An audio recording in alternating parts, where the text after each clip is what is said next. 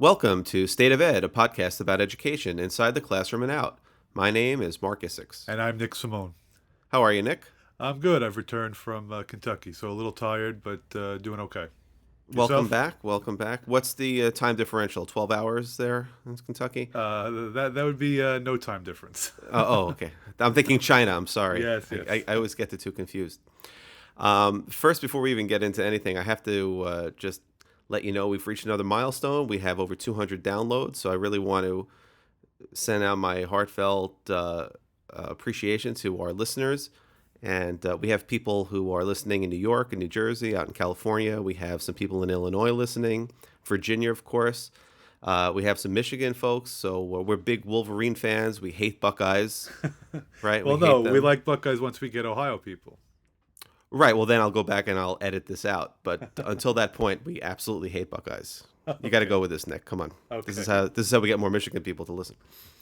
But so I really, in all sincerity, thank the listeners who come back and listen to us again, and those who have subscribed to us on iTunes, and those who are sharing this podcast with other people, whether they're in the profession or outside of the profession. So really appreciate it. So thank you very much, and you're the reason why we get together every week, or in this case, so we missed a week because of Kentucky, but we'll get back on the program here. So. You just got back from Kentucky, and you were grading the AP U.S. History exam. So I know that there are some new changes in the AP program. So why don't you? I know there's only so much you can share, but can you give us a little bit of an overview as to what is different about the AP U.S. History test? Yeah, well, before I do that, if I could just quickly say just how impressive it is that they have the ability and the setup to grade almost 500,000 kids' essays. I wish people could see the operation because it's remarkable. I mean, there was about 450,000 kids who each had 2 essay booklets, and they are trying to, grade 6 written responses in the course of a week. So just think about, the Herculean effort that it takes to do that flawlessly. And they really do an impressive job. How big is the operation over there? I mean, I can only imagine it must be just so many people putting this together. They have to work in convention centers. It was funny. I asked my kids today, like, what do you guys picture, when you think of me grading? They said, you're probably in a gym. I said, there's no gym that you guys have seen that would fit all of us in there. I mean, I think we had 1,700 graders this year. Wow. And it's 2 different locations. And that doesn't even count, you know how there's an alternate exam and there are certain questions that are not ever released. Those people are in like some secret room. We never see them. They're in like the Bat Cave, and they're in Area 51 with the UFOs. Okay. And they're sworn to secrecy, or else, somebody's going to come after them at their house. But it's just incredible. They hire young kids to help with the, getting the booklets from one group to the next. I was just going to say, Yeah. just the sheer movement of materials has to be an unbelievable thing to see. It's so impressive. And that's one thing I come away with. And the second thing I come away with is just the excitement and the inspiration of working with people all over the country. This year, obviously, high school teachers make up about 35 to 40% of the graders, and college professors make up a lot. And there were a lot of PhD students this year, which is really exciting. Kids that are kids, whatever age they are, going for their PhDs. They're kids to us. I guess so. But going for their degrees in history. And it's really just exciting to listen to people from Cleveland and from, New Mexico and from Alaska, from Montana, and just how People from Michigan are particularly amazing. Well, I did have somebody from Michigan at my table, and I guess that's going to be your theme tonight. It is. Just hearing how drastically different some of our working environments are, and also how some of the things are so similar. It's just remarkable. I love listening to how people's schedules are so different. The day-to-day schedules in school. I love thinking about the class sizes. One guy that I taught with, he had 9 kids in his AP class. which we don't have that. We don't have 9 kids in anything. No. So Well, we did at one point years ago before we built the programs up. I mean, you and I both go back, ways in this district, and I can definitely remember when we had enrollments in the single digits for some of these AP classes when they first got started. yeah, well, so anyway, those are the things I take away. Now, as far as the test itself, this was an incredibly controversial year. They made changes to the exam, and some of the changes had to do with the curriculum. So they did present a new curriculum framework. It caused a lot of controversy. Now, I'm not sure if people are aware. In one county in particular, in Colorado, the school board in Jefferson County, they decided they weren't going to allow their teachers to teach the new curriculum. And their concern was that we weren't embracing American exceptionalism, that the Right. curriculum. I remember hearing about this. And students staged a walkout. And it was very interesting because one of the teachers was from Jefferson County, and she, during the open forum night, was just very appreciative of all the support she said that she got from throughout the country.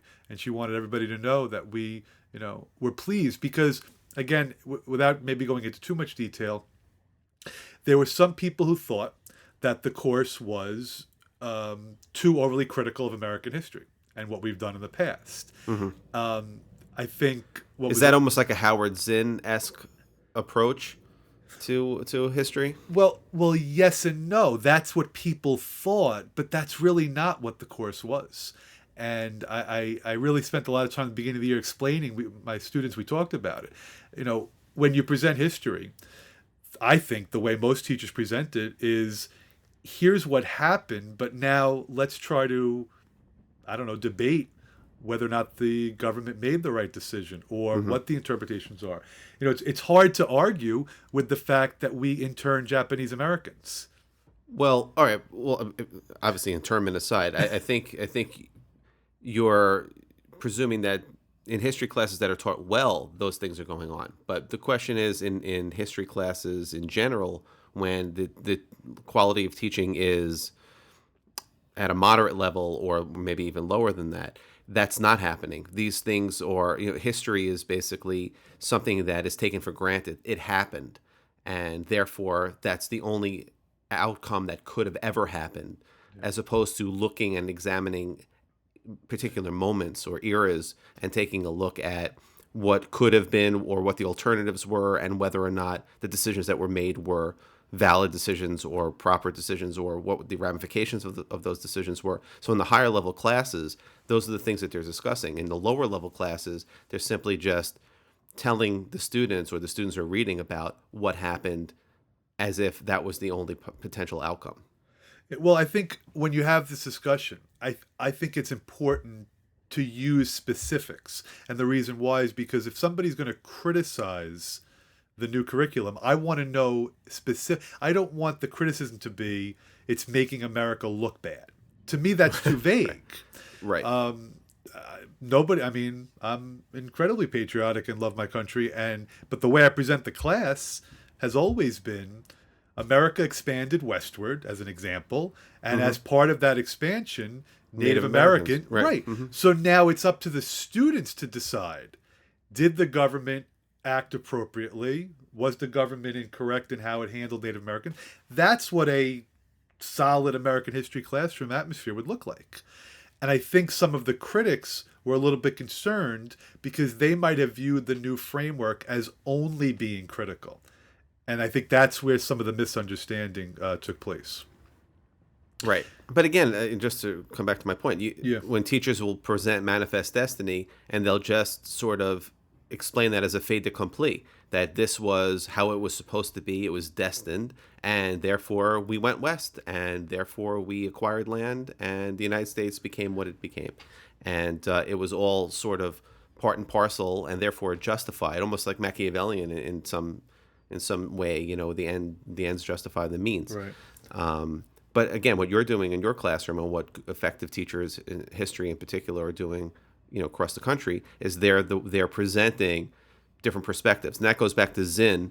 For those of you who aren't familiar with Howard Zinn, The People's History of the United States, I mean, he went back and tried to take a look at United States history, not just from the perspective of writing a textbook or the government's perspective as to the decisions that they made in justifying it, but he went and tried to examine individuals or groups and present history through different perspectives so we can have a different appreciation of what happened, which is more along the lines of what you're talking about. Right. Well, what was interesting is one of the teachers I met said that he uses Zinn's book, and he also uses a book called A Patriot's Guide to United States History, which has a more conservative. Oh, that's great. And he says he has the kids read chapters from each of them and then compare how they presented the information and looking for biases. And it's, it would be similar to like in a political science class or in a journalism class, having kids watch MSNBC, Fox, and CNN and the same night and try to evaluate. But they'll probably be all the same. I would think. but what I find very exciting is that I feel as if that's what should take place in a socialized classroom. So when I heard about the changes to the test itself, which I'll go into next, some of them I wasn't necessarily crazy about. But in terms of how to teach history, it was a big picture view and not try to just make it memorization of facts.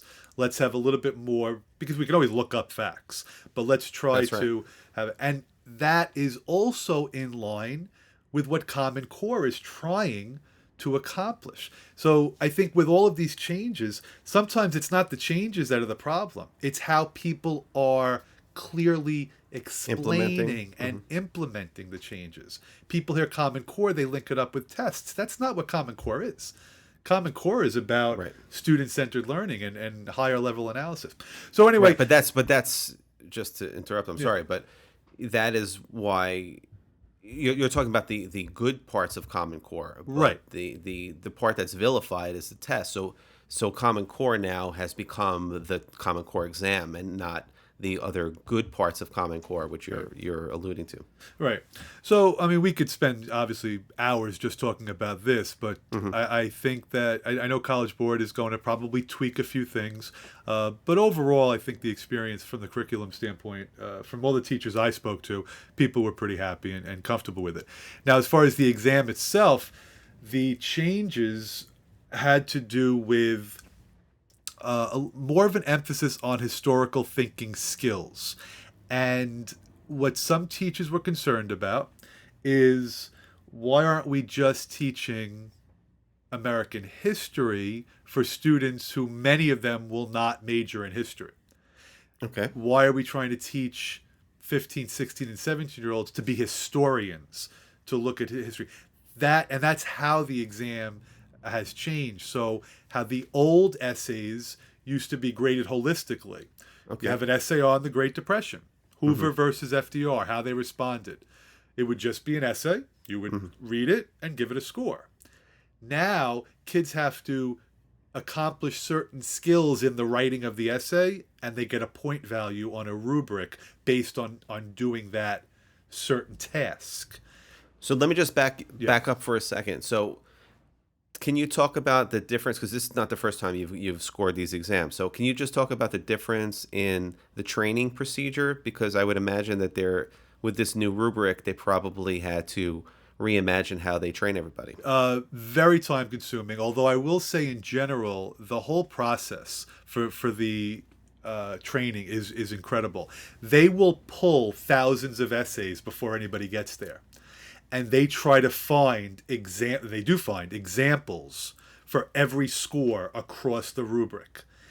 They then make a packet and they give that out to everybody. This is a 0, this is a 1, all the way to the top score. They then give you sample packets without grades on them. Now you have to score them. They go through a full day, by the way, 8 to 5 o'clock, with just training based on sample essays from students. Now again, the old way used to be just a number.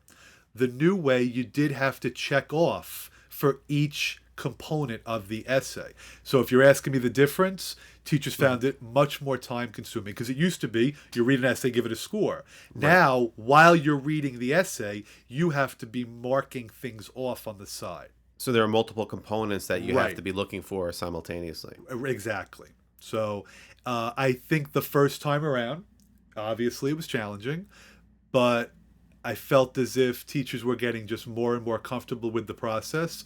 And like with anything with change, there's going to be a learning curve.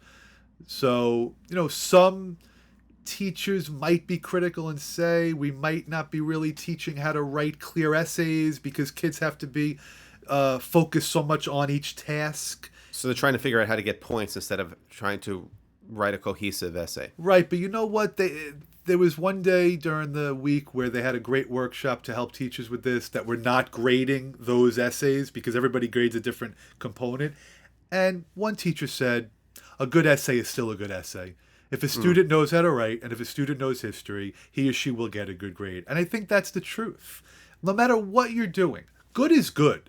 Great is Right. great. Good and great stand out. I don't care what the rubric is. I don't care. If you can write well and you're knowledgeable about American history, no matter what the rubric is, that's a good grade. And really bad is really bad. We know that. It is. When Yeah. something is clear. Now, everything in the middle, there's no question that's challenging. But I tell students that all the time. No matter what you do, whether it has a rubric or not, there's always a subjectivity to grading essays. Do you find that in the room that you're working, that the mentality is, let's see how we can take away points, or let's see how we can find points? There's always an emphasis on you start at zero and you work your way up. You Okay. don't get penalized for what you don't have. You get rewarded for what you do. I remember one year, maybe 10 years ago, one of my best students was talking about his essay on the Vietnam War. And I was so excited that that's what the essay was. And I asked him, oh, please tell me you wrote about the Chicago 1968 Democratic Convention. And he said, no, I didn't. And I went home saying, great, my best student didn't get a 5. However, and he did get a 5, by the way. And I now realize that you don't get penalized for what you don't put in. Leave out. Yeah, you get rewarded for what you do. So anyway, that's I think the mentality and the approach. I don't think anybody's trying to punish students. They're trying to reward them for what they do include in their written responses. Okay. So I know that there were a lot of workshops that the College Board provided while you were there. So can you give us a sense of some of the sessions that you attended and what they were about? Sure. So they had one night which they call Best Practices Night, and there were 4 workshops, but 2 of them were at the same time for each. There's never a so-so practices seminar, I noticed. So one of them was they called it like 4 strategies to help, I guess, as we're trying to move more students into AP, how you get those students who are on the lower end of the achievement. And one of the strategies that they use, I'm curious how you feel about this, is when a student does poorly on any assessment, it could be an essay, it could be a multiple choice, giving back that assessment with, they had a form paper, about half a sheet, with questions for students to answer, such as, what is your goal for the overall exam, 1 to 5? How much time did you study for this exam? What methods did you use to study? It was like a self-evaluative tool. Well, that's great. I was curious. Well, I was curious how you felt about it. Well, here's my take on it, and I think it comes down to a little bit of the mindset. I know Carol Dweck talks a lot about mindset, and there's some validity there.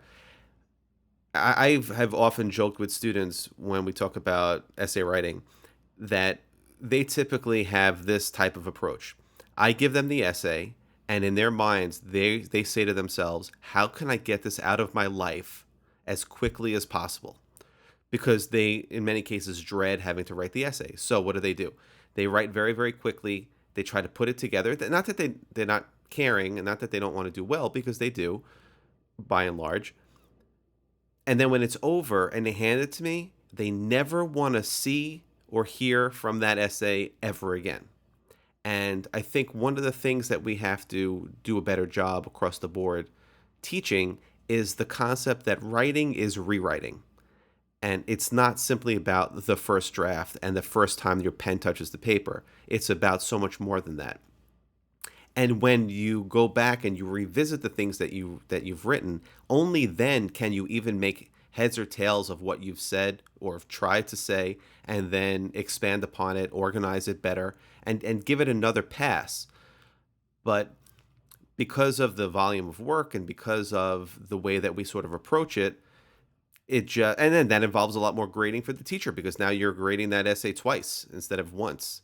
A way around that I've found is peer review, where you teach students to become the graders, and that allows them to develop a whole new skill set in how they look at papers, and they will eventually, doing that enough, learn how to reflect on their own work.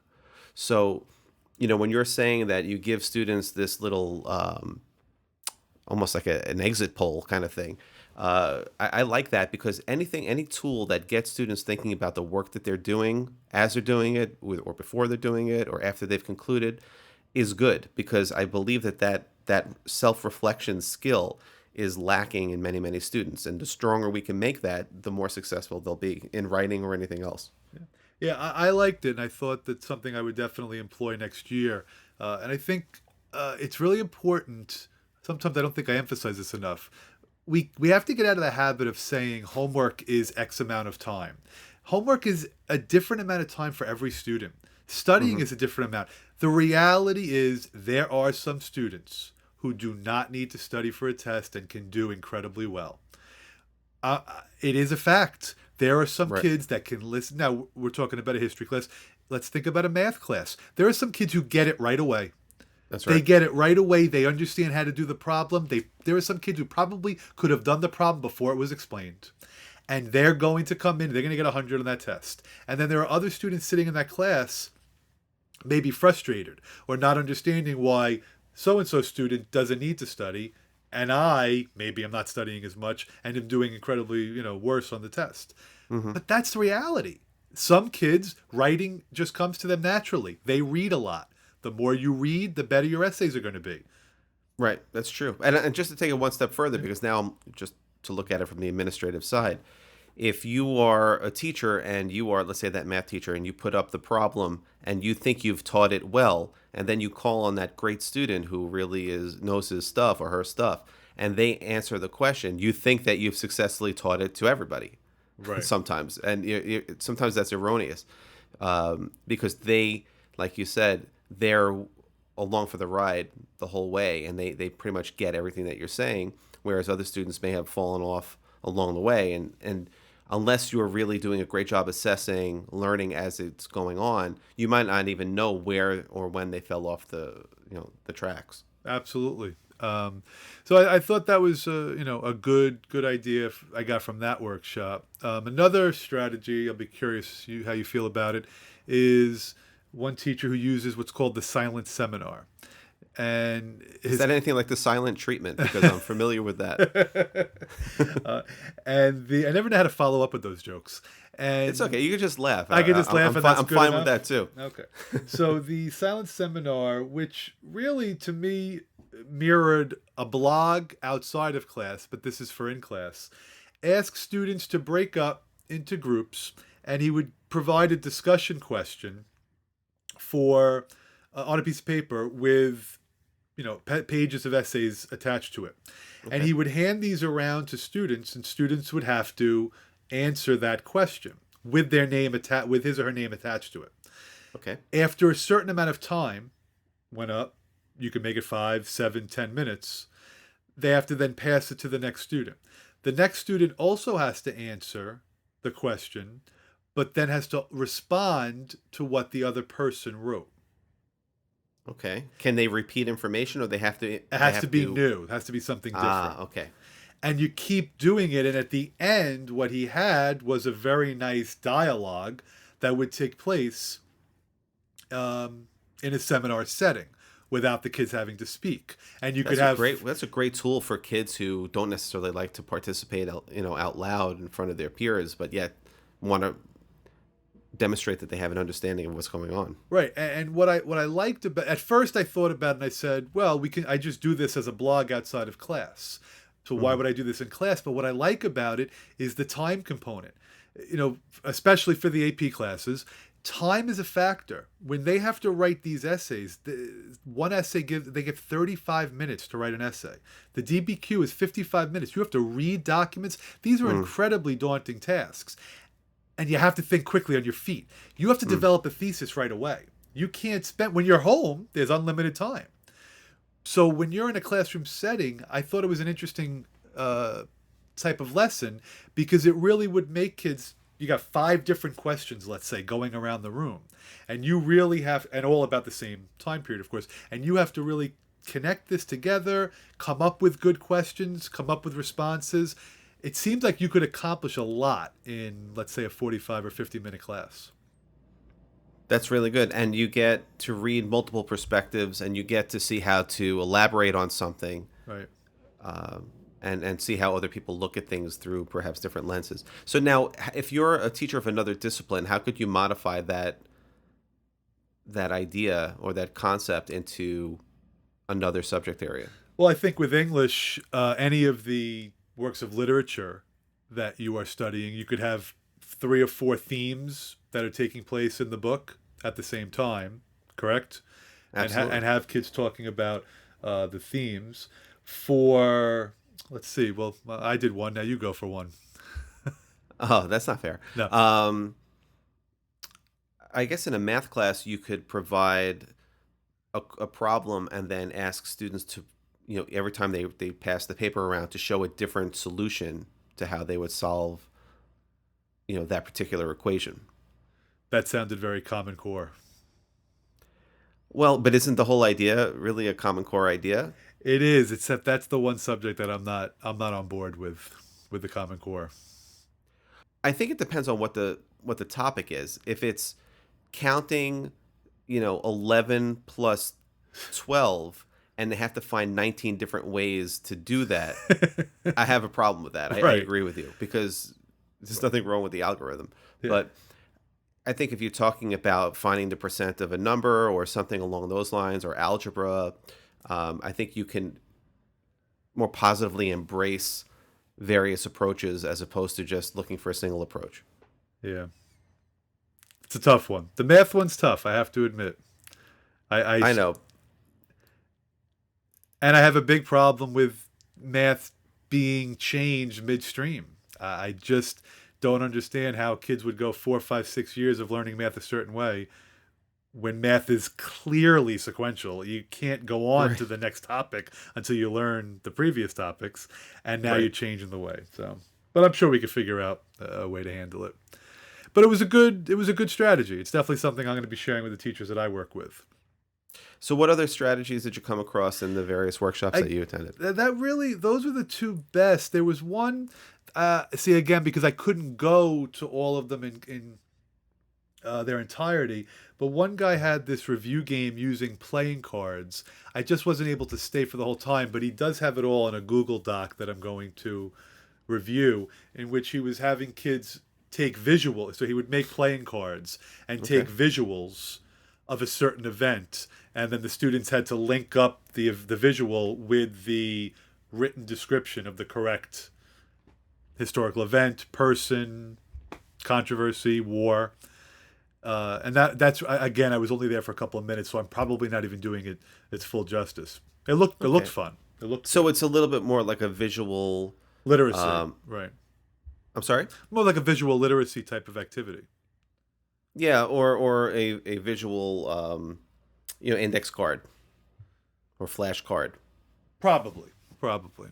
So, All right. But but that that's was good. yeah, Look, any innovation, anything that helps kids get a better understanding right. is The certainly worth considering. Yeah, as far as the College Board, usually the best place you're going to find the workshops is when they have their annual conference over the summer, because those are 3 days where they bring in tremendous number of teachers to present. This is really the focus of the grading is really to get insight into the scoring and the standards. And that's why teachers call it the best professional development, because they're actually doing what needs to be done to grade these exams, and they can best prepare their students.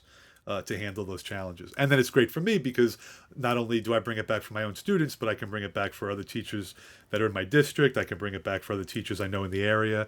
So it's a good opportunity to share that information. Well, that was my next question. So how do you go about, or in this particular case, with what you've learned from this experience, what things would you go back and share immediately with your colleagues, whether it be in your school or within the district? Well, I'm gonna send out an email to the teachers in my district and ask them to meet, when they'd like to meet up, and I'm going to share with them the specifics about how they graded the exams this year. If you're looking for a specific example of what I'll share, one of the components is to offer synthesis for the essay question. Now, to most people, that sounds vague, and they do have a rubric with examples, but now I know that the easiest way for students to get a point for that is in their essay, when they finish their conclusion.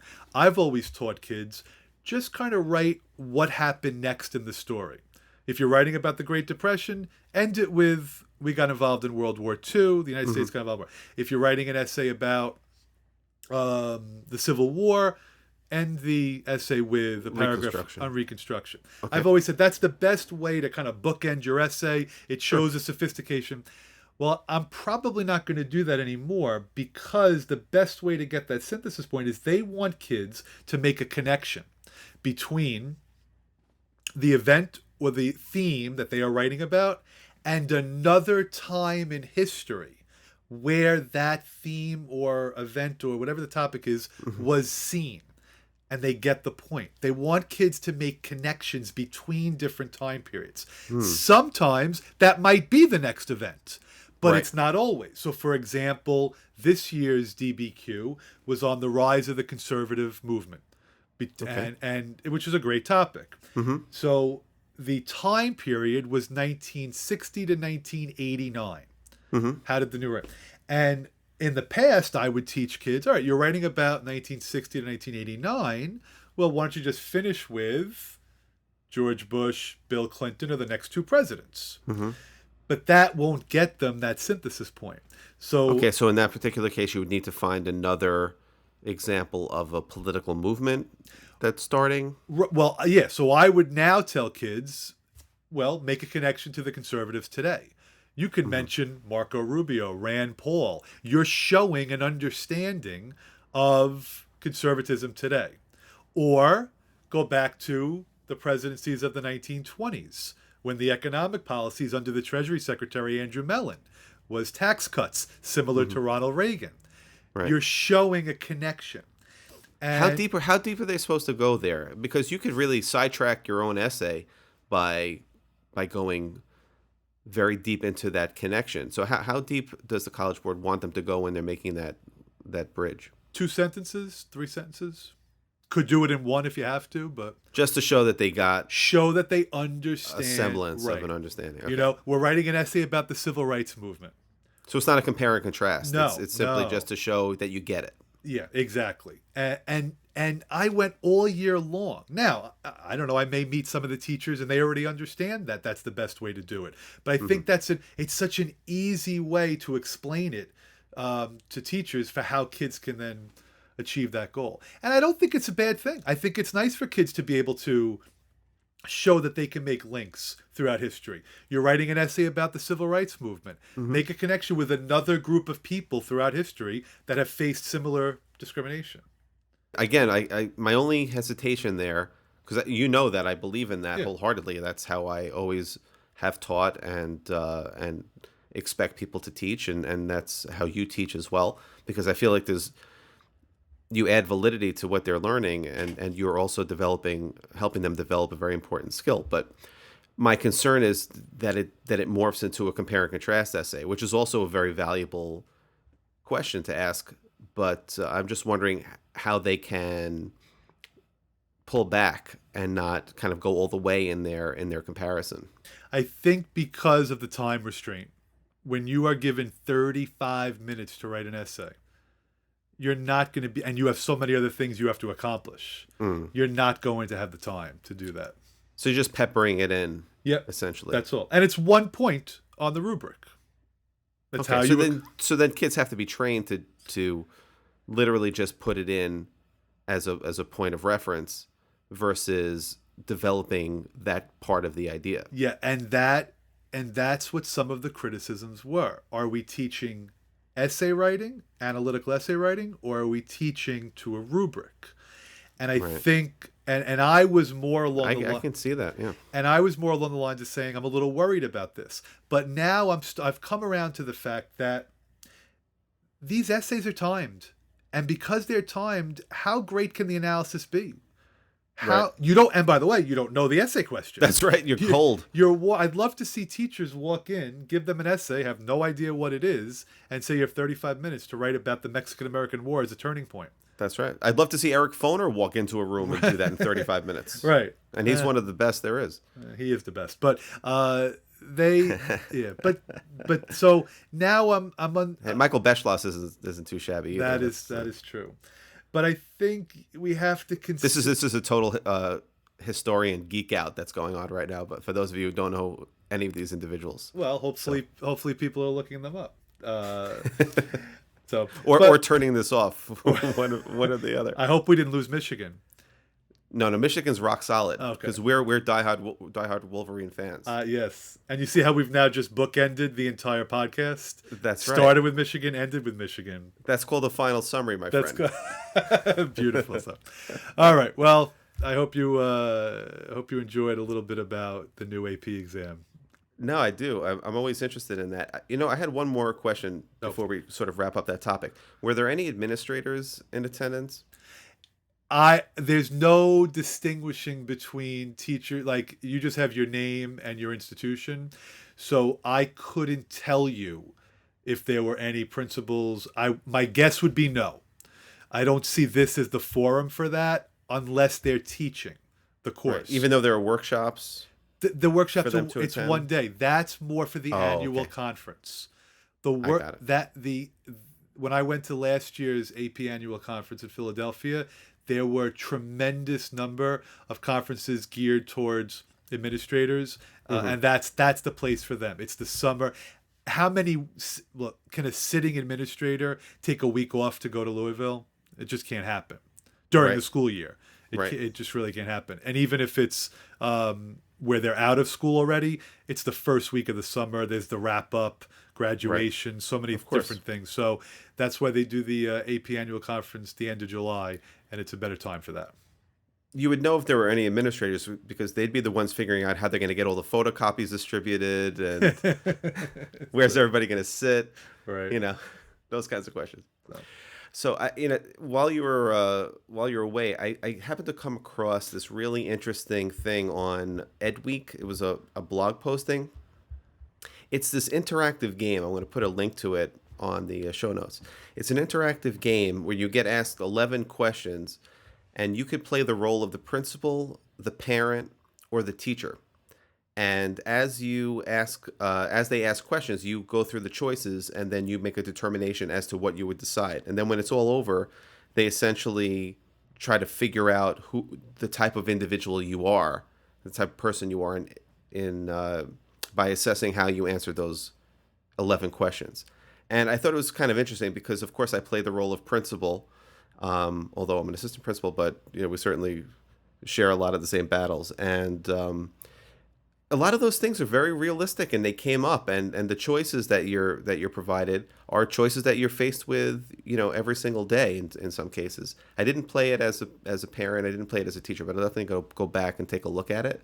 But it's pretty interesting, and it's kind of a fun little exercise for 5 minutes just to see things from a different perspective, or the same perspective, depending on which role you play. Right. As soon as you put that link up there, I'll check it out. Yeah, absolutely. So that wraps up this episode of State of Ed. And of course, as always, if you'd like to find us on the web, it's stateofedpodcast.com. You could also ask questions or suggest a topic. Ask at stateofedpodcast.com. If you want to follow us on Twitter, it's at SOE Podcast. And feel free to subscribe to us on iTunes. You could find us there. I'll also put a link on the webpage so you can find us on iTunes. And welcome back from Kentucky. I'm sure it's nice to be back in sunny New York. sunny, humid New York, you mean? Sunny, very humid New York, With no air and getting more conditioning. humid.